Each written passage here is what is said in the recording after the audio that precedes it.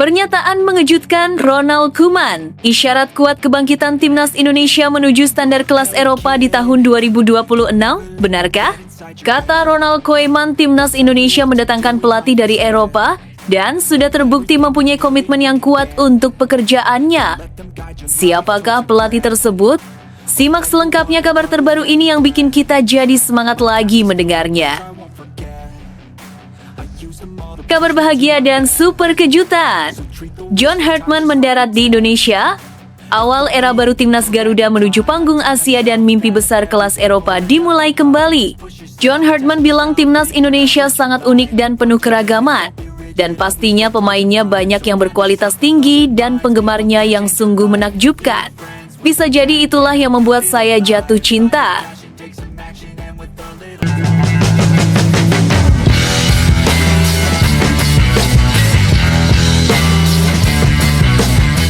Sebelum kita lanjut ke berita terlengkapnya, alangkah mulianya bagi kalian untuk tekan tombol like dan yang belum subscribe, tolong subscribe channel ini. Pernyataan mengejutkan Ronald Koeman, isyarat kuat kebangkitan timnas Indonesia menuju standar kelas Eropa di tahun 2026, benarkah? Kata Ronald Koeman, timnas Indonesia mendatangkan pelatih dari Eropa dan sudah terbukti mempunyai komitmen yang kuat untuk pekerjaannya. Siapakah pelatih tersebut? Simak selengkapnya kabar terbaru ini yang bikin kita jadi semangat lagi mendengarnya. Nama Ronald Koeman kembali menjadi sorotan, bukan karena kiprahnya bersama timnas Belanda, melainkan karena komentarnya yang dianggap mengejutkan tentang timnas Indonesia. Sebagai sosok yang kenyang pengalaman di sepak bola Eropa, baik sebagai pemain legendaris maupun pelatih top, setiap pernyataan Koeman tentu memiliki bobot besar. Ucapannya bukan sekedar opini, melainkan refleksi dari sudut pandang sepak bola modern yang menuntut visi jangka panjang dan keberanian untuk bertransformasi. Koeman menilai bahwa sepak bola Indonesia sedang berada pada fase krusial. Menurutnya, timnas Indonesia seolah sedang berdiri di ambang perubahan besar dengan peluang untuk membentuk ulang identitas dan wajah tim secara total pada tahun 2026. Tahun tersebut dinilai sebagai momentum strategis untuk melakukan lompatan kualitas, bukan hanya sebatas perbaikan kecil, tetapi perubahan menyeluruh yang terencana. Dalam pandangan Koeman, potensi Indonesia sangat besar. Ia melihat bahwa komposisi pemain saat ini didominasi oleh generasi yang berada di periode emas. Banyak pemain timnas Indonesia yang berada di usia ideal, cukup matang secara fisik, memiliki jam terbang yang semakin baik, dan mulai kuat secara mental. Fase seperti ini menurut Koeman adalah jendela emas yang tidak boleh disia-siakan oleh Federasi Sepak Bola Indonesia. Sayangnya, Koeman juga mengingatkan bahwa potensi tanpa pengelolaan yang tepat hanya akan menjadi cerita tanpa hasil. Ia menekankan pentingnya federasi untuk bergerak cepat dan tegas, terutama dalam menentukan arah kepelatihan. Pelatih baru menjadi kunci utama. Sosok yang diharapkan bukan hanya pelatih berlabel besar, tetapi pelatih dengan filosofi jelas, disiplin tinggi, dan pengalaman membangun tim dalam sistem sepak bola Eropa. Pelatih dari Eropa diyakini mampu membawa perubahan signifikan, bukan hanya dari sisi taktik tetapi juga budaya kerja. Koeman menilai bahwa sepak bola Eropa unggul bukan semata karena kualitas individu, melainkan karena detail kecil, organisasi permainan, intensitas latihan, disiplin posisi, serta mental bertanding yang kuat. Semua aspek ini harus ditanamkan kepada timnas Indonesia jika ingin benar-benar naik kelas. Lebih jauh, Koeman melihat bahwa Indonesia memiliki modal penting berupa pemain-pemain berbakat, termasuk mereka yang tumbuh dan berkembang dalam lingkungan sepak bola Eropa. Kehadiran pemain dengan latar belakang akademi dan kompetisi Eropa dinilai dapat mempercepat proses adaptasi menuju gaya bermain modern. Namun, tanpa pelatih yang mampu menyatukan visi dan karakter pemain, potensi tersebut tidak akan maksimal. Koeman juga menyoroti pentingnya keberanian federasi dalam mengambil keputusan besar. Menurutnya, sepak bola modern tidak memberi ruang bagi keraguan. Negara-negara yang berani berinvestasi pada pelatih berkualitas dan sistem jangka panjang akan menuai hasil. Indonesia, kata Koeman, tidak boleh terjebak pada target jangka pendek semata, tetapi harus memiliki peta jalan yang jelas hingga 2026 dan seterusnya. Selain pelatih, aspek pendukung lain juga tak kalah penting. Kompetisi domestik harus menjadi fondasi kuat bagi timnas. Pemain muda perlu mendapatkan menit bermain yang konsisten, kualitas latihan klub harus ditingkatkan, dan pendekatan sport science harus menjadi bagian tak terpisahkan. Koeman percaya, tanpa ekosistem yang sehat, timnas akan selalu kesulitan bersaing di level lebih tinggi. Menariknya, Koeman melihat adanya perubahan positif dalam beberapa tahun terakhir. Permainan timnas Indonesia mulai menunjukkan peningkatan dari segi tempo, keberanian menguasai bola, dan variasi serangan. Ini menjadi sinyal bahwa Indonesia berada di jalur yang benar. Namun, ia mengingatkan bahwa peningkatan ini harus dijaga dan dikembangkan, bukan dibiarkan stagnan. Target menaikkan kelas menuju standar Eropa bukan berarti Indonesia harus langsung sejajar dengan negara-negara elit dunia. Namun, menurut Koeman, Indonesia harus berani menempatkan standar tinggi dalam setiap aspek. Latihan, persiapan pertandingan, hingga mentalitas pemain. Dengan standar tersebut, jarak dengan sepak bola Eropa perlahan akan semakin mengecil.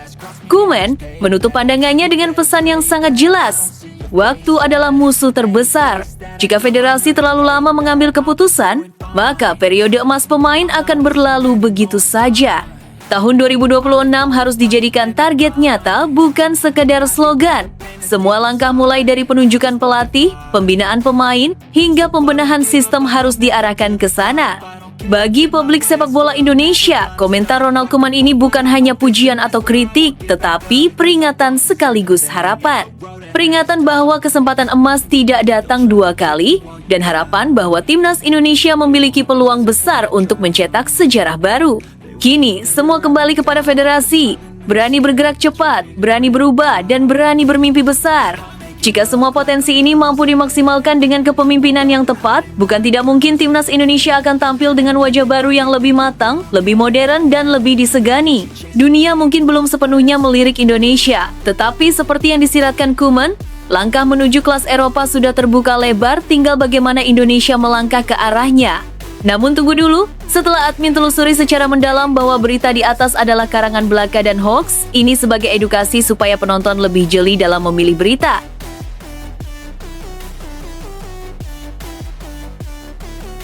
Kabar bahagia dan super kejutan. John Hartman mendarat di Indonesia. Awal era baru timnas Garuda menuju panggung Asia dan mimpi besar kelas Eropa dimulai kembali. John Hartman bilang timnas Indonesia sangat unik dan penuh keragaman. Dan pastinya pemainnya banyak yang berkualitas tinggi dan penggemarnya yang sungguh menakjubkan. Bisa jadi itulah yang membuat saya jatuh cinta. Jagat sepak bola Indonesia kembali dibuat berdebar. Kabar yang beredar menyebutkan bahwa John Hartman telah mendarat di Indonesia. Nama ini tentu bukan sosok asing bagi pencinta sepak bola dunia. Hartman dikenal sebagai pelatih dengan pendekatan modern, kepemimpinan kuat, dan kemampuan membangun tim dari fondasi yang rapuh menjadi kekuatan yang disegani. Kehadirannya di Indonesia langsung memunculkan satu pertanyaan besar. Apakah ini pertanda lahirnya era baru timnas Indonesia? Menurut informasi yang beredar, John Hartman tidak datang sekedar sebagai tamu atau pengamat biasa. Ia dikabarkan tengah mempelajari secara serius seluk-beluk timnas Indonesia. Mulai dari kualitas pemain, karakter permainan, kekuatan dan kelemahan tim, hingga faktor non-teknis seperti penggemar timnas dan sistem kerja PSSI. Langkah ini menunjukkan satu hal penting. Jika benar Hartman akan menangani timnas, maka perubahan yang direncanakan bukan perubahan instan, melainkan transformasi menyeluruh. Dari sisi pemain, Hartman disebut sangat tertarik dengan komposisi skuad timnas Indonesia saat ini. Banyak pemain berada di usia emas periode paling ideal dalam karier sepak bola. Perpaduan antara pemain lokal dan diaspora menghadirkan dinamika baru yang sebelumnya jarang dimiliki Indonesia. Kecepatan, teknik, stamina, dan pengalaman bermain di luar negeri menjadi modal besar yang bisa dikembangkan lebih jauh. Hartman diyakini ingin memahami karakter setiap pemain, bukan hanya sebagai atlet, tetapi sebagai individu yang akan membentuk satu tim utuh. Tak berhenti di situ, Hartman juga dikabarkan mempelajari kultur supporter timnas Indonesia. Dukungan publik Indonesia dikenal luar biasa fanatik. Stadion yang penuh, nyanyian tanpa henti, serta tekanan besar dari ekspektasi publik bisa menjadi pedang bermata dua. Di tangan pelatih yang tepat, energi supporter bisa menjadi kekuatan luar biasa. Namun tanpa manajemen yang baik, tekanan tersebut justru bisa menjadi beban bagi pemain. Hartman, dengan pengalamannya, dipercaya mampu menjembatani hubungan antara tim dan pendukung agar berjalan searah. Perhatian Hartman terhadap PSSI juga menjadi sorotan. Ia dikenal sebagai pelatih yang sangat menghargai profesionalisme dan kejelasan visi. Sistem federasi, konsistensi kebijakan, serta dukungan jangka panjang menjadi faktor penting dalam keberhasilannya. Karena itu, ketertarikannya mempelajari struktur dan arah PSSI memunculkan harapan besar bahwa akan tercipta sinergi kuat antara pelatih dan federasi. Harapan publik pun menggunung. Banyak yang berharap John Hartman mampu mengubah wajah timnas Indonesia bukan hanya dari sisi hasil pertandingan, tetapi dari identitas permainan. Timnas Indonesia diharapkan tampil lebih rapi, disiplin, dan berani menghadapi lawan manapun. Tidak lagi bermain dengan mental inferior, tetapi percaya diri, agresif, dan memiliki rencana jelas di setiap pertandingan. Target besar pun mulai dibicarakan. Indonesia tidak ingin selamanya berkutat sebagai kekuatan regional. Dengan pembinaan yang tepat, publik bermimpi timnas Indonesia mampu bersaing di level Asia secara konsisten.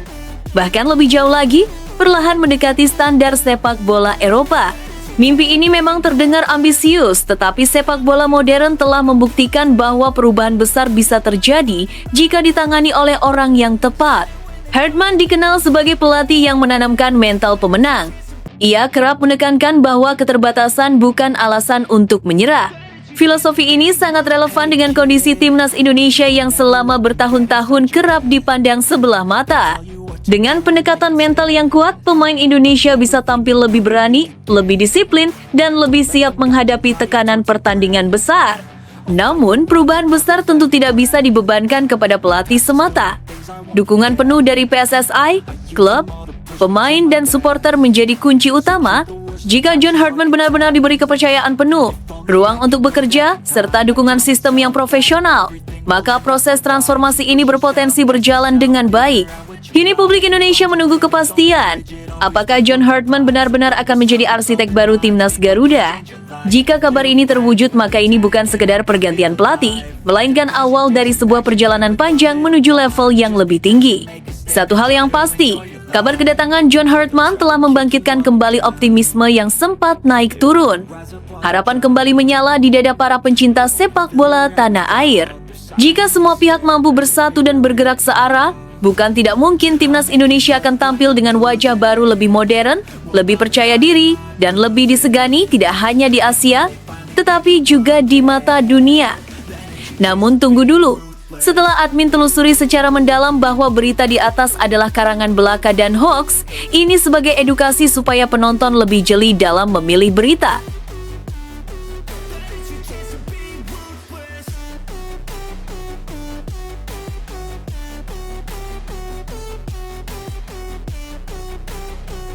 Wah.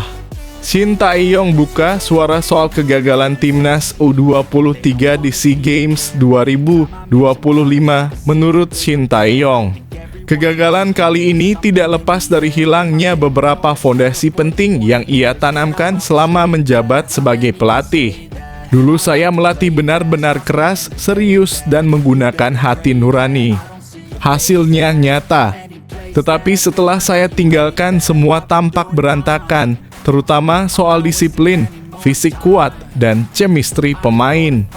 Kegagalan timnas Indonesia U23 melaju ke babak selanjutnya di ajang SEA Games 2025 menjadi sorotan hangat meskipun mereka berhasil meraih kemenangan 3-1 atas Myanmar. Di balik sorak-sorai kemenangan itu, mantan pelatih timnas Indonesia, Shin Tae-yong, ikut menanggapi situasi ini dengan nada serius. Bahkan sedikit menggelitik hati para penggemar sepak bola tanah air yang selama ini menaruh harapan besar pada skuad muda Garuda. Shin Tae-yong mengungkapkan bahwa kegagalan ini bukan hanya soal hasil akhir di lapangan, melainkan juga cerminan dari masalah yang lebih mendalam dalam tubuh timnas Indonesia. Semua ini menjadi gambaran besar bahwa kegagalan ini sangat menyakitkan, ujarnya dengan nada berat. Mantan pelatih asal Korea Selatan ini kemudian menambahkan bahwa selama dirinya menangani timnas, ia selalu bekerja dengan hati nurani meskipun terkadang dikenal keras terhadap para pemainnya. Namun keras bukan berarti tanpa tujuan, melainkan untuk membentuk disiplin, fisik, dan chemistry antar pemain yang kuat. Menurut Shin Tae-yong, kegagalan kali ini tidak lepas dari hilangnya beberapa fondasi penting yang ia tanamkan selama menjabat sebagai pelatih. Dulu saya melatih benar-benar serius dan menggunakan hati nurani. Hasilnya nyata. Tetapi setelah saya tinggalkan, semua tampak berantakan, terutama soal disiplin, fisik kuat, dan chemistry pemain. Semua itu seakan hilang dalam tubuh timnas Indonesia saat ini, jelasnya. Pernyataan ini tentu saja menjadi refleksi pahit bagi publik pecinta sepak bola, terutama bagi mereka yang berharap timnas U23 mampu tampil maksimal di SEA Games kali ini.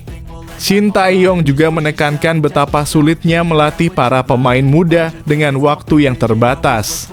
Latihan singkat, kompetisi padat, dan tuntutan hasil instan seringkali membuat proses pembinaan menjadi tidak optimal. Tidak mudah melatih berbagai pemain dengan waktu yang hanya sebentar-sebentar.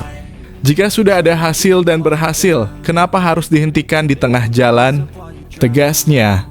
Kalimat ini menjadi kritik tersirat terhadap manajemen timnas yang dinilai belum memberi kontinuitas yang memadai untuk pembangunan tim jangka panjang.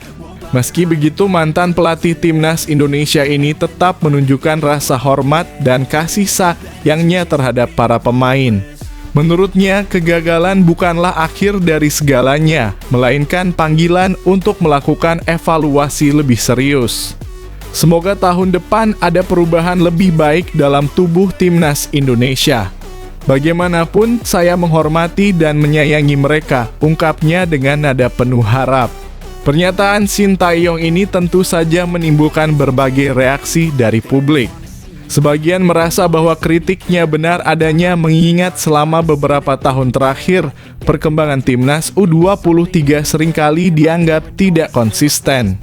Beberapa pihak menyoroti soal manajemen tim, pemilihan pemain, dan strategi jangka panjang yang belum optimal. Di sisi lain, ada pula yang merasa pernyataan ini merupakan motivasi tersirat agar pihak-pihak terkait bisa lebih serius dalam membangun timnas yang lebih tangguh. Selain kritik, pernyataan Shin Tae-yong juga menjadi pengingat bahwa keberhasilan dalam sepak bola tidak hanya ditentukan oleh hasil pertandingan semata, tetapi juga oleh proses, disiplin, dan kerjasama tim yang solid. Tanpa fondasi yang kuat, kemenangan 1 atau 2 pertandingan tidak akan cukup untuk membawa tim ke puncak prestasi. Ini menjadi pelajaran penting bagi seluruh stakeholder sepak bola Indonesia bahwa pembangunan tim nasional harus dilakukan dengan keseriusan dan kesabaran, bukan sekadar mengikuti tren atau tekanan sesaat. Pernyataan mantan pelatih ini juga memunculkan diskusi hangat di media sosial. Para penggemar sepak bola Indonesia ramai-ramai menyoroti pentingnya membangun mental pemain muda, memperkuat fisik, serta menciptakan chemistry yang kokoh di antara mereka. Banyak yang setuju bahwa pendekatan Shin Tae-yong yang tegas namun penuh perhatian adalah salah satu kunci keberhasilan timnas di masa lalu. Kini harapannya adalah manajemen timnas dapat mengambil pelajaran dari pengalaman tersebut dan melakukan perubahan yang nyata agar timnas Indonesia bisa bersaing lebih baik di level regional maupun internasional. Kegagalan di SEA Games 2025 menjadi titik evaluasi penting bagi seluruh elemen sepak bola nasional. Kritikan Shin Tae-yong bukan hanya sekadar komentar, melainkan juga panggilan untuk introspeksi. Bagaimanapun, membangun timnas yang tangguh membutuhkan waktu, dedikasi, dan keberanian untuk mempertahankan prinsip-prinsip yang telah terbukti berhasil. Harapan besar tetap ada dan dukungan dari publik menjadi energi tambahan agar generasi muda pemain Indonesia dapat bangkit dan menunjukkan potensi terbaiknya di ajang-ajang berikutnya. Dengan nada tegas sekaligus penuh kasih sayang, Shin Tae-yong berhasil menyuarakan keresahannya sekaligus memberikan peringatan yang jelas kesuksesan timnas bukan sekadar kemenangan sesaat, tetapi hasil dari proses yang konsisten, disiplin yang ketat, dan kerja keras yang tulus. Semoga di tahun-tahun mendatang timnas Indonesia U23 mampu memperbaiki diri dan kembali menorehkan prestasi membanggakan yang dapat membuat seluruh bangsa tersenyum bangga.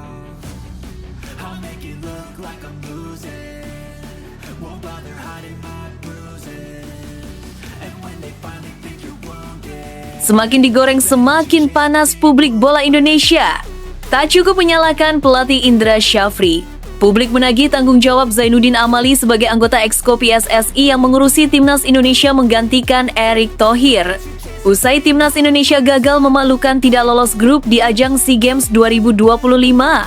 Kegagalan Timnas Indonesia meraih medali emas di SEA Games 2025 kembali menjadi luka lama yang terkelupas. Harapan besar yang sejak awal dikumandangkan, optimisme publik yang terbangun dari performa menjanjikan generasi muda, hingga dukungan penuh dari jutaan supporter, akhirnya harus berujung kekecewaan. Target emas yang digadang-gadang sebagai simbol kebangkitan sepak bola nasional kembali melayang, meninggalkan banyak tanda tanya. Seperti yang sudah sering terjadi, sorotan pertama langsung mengarah ke pelatih kepala. Nama Indra Syafri kembali berada di garis depan kritik. Taktik dipertanyakan, pemilihan pemain diperdebatkan, hingga keputusan di lapangan menjadi bahan analisis tanpa henti. Namun berbeda dari kegagalan-kegagalan sebelumnya, kali ini suara publik terasa lebih keras dan lebih luas. Banyak pihak menilai bahwa menyalahkan pelatih semata adalah cara lama yang tak lagi relevan. Pengamat sepak bola, mantan pemain hingga penggemar Timnas Indonesia mulai sepakat pada satu hal. Kegagalan di SEA Games 2025 adalah kegagalan sistem. Artinya, tanggung jawab tidak bisa berhenti di level teknis, tetapi harus ditarik ke atas ke ranah kebijakan dan tata kelola sepak bola nasional. Dalam konteks inilah, nama Zainuddin Amali ikut diseret ke dalam pusaran kritik. Sebagai figur penting dalam struktur olahraga nasional, Zainuddin Amali dinilai memiliki peran strategis dalam menentukan arah, prioritas, dan keberlanjutan program sepak bola Indonesia. Publik menilai ketika target emas sudah dicanangkan secara terbuka, maka kegagalan mencapainya harus diiringi dengan sikap tanggung jawab yang sama terbukanya. Bukan sekadar pernyataan normatif atau janji evaluasi yang berulang kali terdengar setiap kali Timnas gagal. SEA Games sejatinya bukan turnamen dadakan. Ajang ini memiliki siklus yang jelas dan seharusnya menjadi puncak dari pembinaan usia muda yang terencana. Jika hasilnya kembali nihil emas, pertanyaan besarnya adalah, di mana letak masalah sebenarnya? Apakah pada kualitas pemain? Persiapan yang terlalu singkat? Kompetisi domestik yang belum ideal? Atau justru pada kebijakan yang tidak konsisten? Pengamat menilai bahwa sepak bola modern menuntut kesinambungan. Tidak cukup hanya mengganti pelatih setiap kali target meleset. Tanpa fondasi yang kuat, pergantian figur hanya akan mengulang lingkaran kegagalan. Dalam situasi seperti ini, keberanian pemimpin untuk tampil ke depan dan mengakui adanya kekurangan sistem menjadi sangat penting. Di media sosial, kekecewaan supporter terasa lebih emosional dibandingkan tahun-tahun sebelumnya. Banyak yang mengaku lelah dengan narasi proses yang terus diulang, tetapi jarang berujung pada hasil nyata. Generasi emas silih berganti, proyek jangka panjang berganti nama, namun prestasi di level Asia Tenggara tetap stagnan. Bagi sebagian penggemar, kegagalan di SEA Games 2025 bukan hanya soal kalah di pertandingan, melainkan soal hilangnya kepercayaan. Publik menilai jika pelatih diminta bertanggung jawab atas hasil di lapangan, maka pejabat olahraga pun seharusnya bertanggung jawab atas arah kebijakan. Sikap ksatria bukan berarti mencari kambing hitam baru, melainkan berani melakukan evaluasi menyeluruh dan transparan, mulai dari perencanaan, pembinaan, hingga eksekusi program. Desakan agar Zainuddin Amali menunjukkan tanggung jawab bukanlah serangan personal. Ini adalah bentuk tuntutan agar kepemimpinan olahraga nasional benar-benar hadir dalam situasi sulit. Publik ingin mendengar penjelasan yang jujur, bukan sekadar retorika. Mereka ingin melihat langkah konkret, bukan hanya wacana. Banyak pengamat menilai, kegagalan ini seharusnya dijadikan momentum untuk bercermin. Apakah sepak bola Indonesia benar-benar dibangun dengan visi jangka panjang? Ataukah target prestasi hanya menjadi alat pencitraan tanpa fondasi yang kuat? Pertanyaan-pertanyaan ini terus bergema, seiring kekecewaan yang belum sepenuhnya reda. Kini, setelah SEA Games 2025 berlalu dan mimpi emas kembali tertunda, tanggung jawab tidak boleh berhenti di pinggir lapangan. Bola ada di tangan para pengambil kebijakan. Apakah kegagalan ini akan menjadi titik balik menuju pembenahan serius, atau sekedar menjadi episode baru dari cerita lama yang terus berulang? Satu hal yang pasti, publik sepak bola Indonesia semakin kritis. Mereka tidak lagi mudah puas dengan janji. Mereka menuntut arah yang jelas, keberanian untuk berubah, dan tanggung jawab dari semua pihak. Karena bagi supporter, Timnas bukan sekadar tim, melainkan harapan. dan harapan jika terus dikhianati akan berubah menjadi tuntutan. They'll try to kick you while you're down. They wanna rise up while you drown. They wanna fill your head with doubt. They're silently scared that you'll figure it out. I'll make it look like I'm losing. Manchester City gasak Crystal Palace 3-0, tekanan ke Arsenal makin kuat. Manchester City terus menjaga asa dalam perburuan gelar Liga Primer setelah meraih kemenangan meyakinkan 3-0 atas Crystal Palace di Stadion Selhurst Park. Tambahan 3 poin ini membuat City kembali mendekati puncak klasemen, kini hanya terpaut 2 poin dari Arsenal sebagai pemimpin Liga. Erling Haaland dan Phil Foden sama-sama mencatatkan nama di papan skor sebelum Haaland menutup laga lewat eksekusi penalti di menit-menit akhir. Hasil ini juga menjadi kemenangan keempat beruntun City di Liga. Sebuah sinyal kuat dari pasukan Pep Guardiola bahwa mereka belum menyerah dalam persaingan juara. Meski menang telak, City tidak mendapat laga yang mudah. Palace tampil agresif dan penuh energi demi menjaga peluang finish di zona 4 besar. Tuan rumah bahkan sempat memberikan ancaman serius di awal pertandingan melalui pergerakan aktif Yeremy Pino, Daichi Kamada, hingga Ismail Assar, meski peluang-peluang tersebut gagal berbuah gol. City akhirnya memecah kebuntuan lewat sundulan Haaland jelang turun minum. Di babak kedua, tekanan Palace kembali hadir, namun City tampil lebih efektif. Gol Foden pada menit ke-69 dan penalti Haaland memastikan kemenangan 3-0 bagi tim tamu. Kemenangan ini membuat persaingan papan atas Liga Primer semakin panas. Menurut Anda, mampukah Manchester City terus menekan Arsenal hingga akhir musim? Bagikan pendapat Anda di kolom komentar. Just push yourself, test yourself, figure out what you like, and find your limits. Don't be rigid, always work towards a prime. Surround yourself with open minds, people can change your life. A few friends with intent can help you feel alive. Find a passion, take some action. Inilah alasan Manchester City wajib datangkan Bryan Mbeumo. Manchester City kembali dikaitkan dengan kebutuhan memperkuat sektor sayap dan lini serang. Di tengah padatnya kalender kompetisi serta tuntutan menjaga konsistensi performa, nama Bryan Mbeumo dinilai sebagai opsi ideal. Penyerang timnas Kamerun ini bahkan masuk dalam radar transfer panas, termasuk dalam skenario kepindahan sensasional dari rival sekota, Manchester United. Mbeumo memiliki profil yang sangat cocok dengan filosofi Pep Guardiola. Ia dikenal sebagai pemain depan yang produktif dan fleksibel, mampu bermain di sayap kanan, sayap kiri, hingga penyerang kedua. Dalam beberapa musim Premier League, ia konsisten mencatatkan 2 digit gol per musim dengan kontribusi assist yang stabil. Rata-rata keterlibatan golnya pun berada di atas 0,5 per pertandingan, menunjukkan efektivitas tinggi.